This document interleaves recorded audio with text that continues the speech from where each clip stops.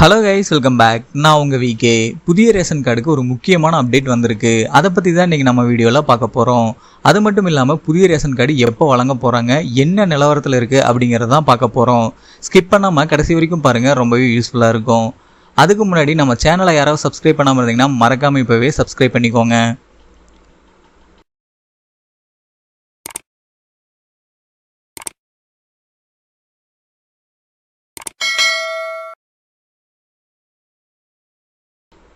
கடந்த 1.5 வருஷமாக யார் புதிய ரேஷன் கார்டுக்கு அப்ளை பண்ணீங்களோ அவங்க யாருக்குமே இப்போ வரைக்குமே கார்டு வரல. இந்த 1.5 வருஷத்தில் புதிய ஸ்மார்ட் கார்டு யார் விண்ணப்பிச்சாங்க அப்படின்னு சொல்லி கணக்கெடுப்புப்படி பார்க்கும்போது 2,24,000 பேர் விண்ணப்பிச்சிருக்காங்க. இந்த ரேஷன் கார்டு எல்லாமே இப்போ வரைக்குமே வழங்கப்படலை. ரீசெண்டாக நாடாளுமன்ற தேர்தல் நடந்ததுனால ரேஷன் கார்டு சம்மந்தமாக அனைத்து பணிகளுமே நிறுத்தி வைக்கப்பட்டிருந்துச்சு.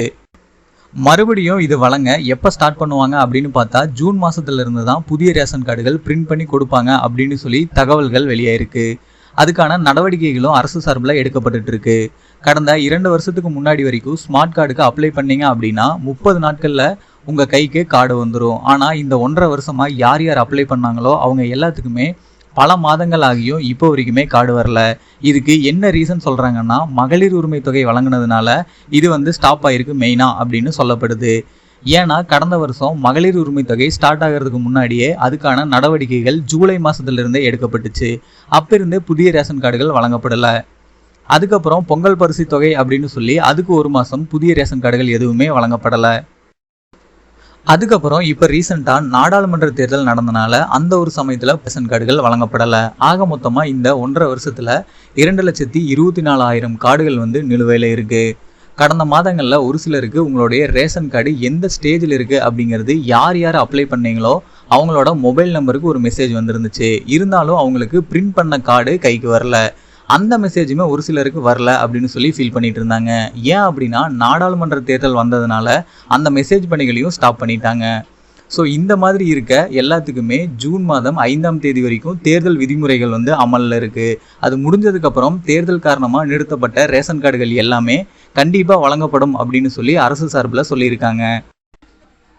இந்த புதிய ரேஷன் கார்டை பொறுத்த வரைக்கும் குறிப்பிடத்தக்க விஷயம் என்ன அப்படின்னு கேட்டிங்கன்னா, குறிப்பிட்ட சில மக்களுக்கு மட்டும் இப்போது ரேஷன் கார்டு வந்திருக்கு. அவங்களுக்கு கிட்டத்தட்ட 1.5 வருஷமாக கிடைக்காம இப்போ தான் கிடைச்சதுனால இப்போவாவது வந்துச்சே அப்படின்னு சொல்லி நிறைய பேர் உற்சாகத்தில் இருக்காங்க.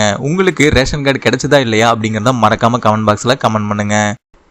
இந்த ஸ்மார்ட் கார்டு மட்டும் இல்லாமல் இன்னும் என்னென்ன நடைமுறைகள் தேர்தல் காரணமாக நிறுத்தி வைக்கப்பட்டிருந்துச்சோ அவை அனைத்துமே ஜூன் 5க்கு அப்புறம் விலக்கு அளிக்கப்படும் அப்படின்னு சொல்லியிருக்காங்க. ஸோ இதன் அடிப்படையில் ஜூன் 5ஆம் தேதிக்கு அப்புறம் புதிய ரேஷன் கார்டுக்கு அப்ளை பண்ணவங்க, ரேஷன் கார்டு கரெக்ஷனுக்காக கொடுத்தவங்க, ரேஷன் கார்டு தொலைஞ்சு புதுசாக அப்ளை பண்ணவங்க எல்லாருக்குமே ஸ்மார்ட் கார்டு ஜூன் மாதத்திலிருந்து வழங்குவதற்கான நடவடிக்கைகள் எடுக்கப்படும் அப்படின்னு சொல்லி அதிகாரப்பூர்வமாக அரசு சார்பில் தெரிவிச்சிருக்காங்க. ஃபைனலாக நான் சொன்ன இந்த டீட்டெயில்ஸ் எல்லாமே உங்களுக்கு ரொம்பவே யூஸ்ஃபுல்லாக இருந்திருக்கும்னு நினைக்கிறேன். அப்படி இருந்தால் இந்த வீடியோக்கு ஒரு லைக் பண்ணிவிட்டு இந்த மாதிரி நிறைய தகவல்களை உடனுக்குடனே தெரிஞ்சுக்கிறதுக்கு நம்ம சேனலை யாராவது சப்ஸ்கிரைப் பண்ணாமல் இருந்தீங்கன்னா மறக்காமல் இப்போவே சப்ஸ்கிரைப் பண்ணிக்கோங்க. அப்படியே பக்கத்தில் இருக்க பெல் பட்டனையும் கிளிக் பண்ணிடுங்க. அப்போ தான் நான் போடுற ஒவ்வொரு பயனுள்ள வீடியோவும் உங்களுக்கு உடனுக்குடனே நோட்டிஃபிகேஷன்லாம் சேரும்.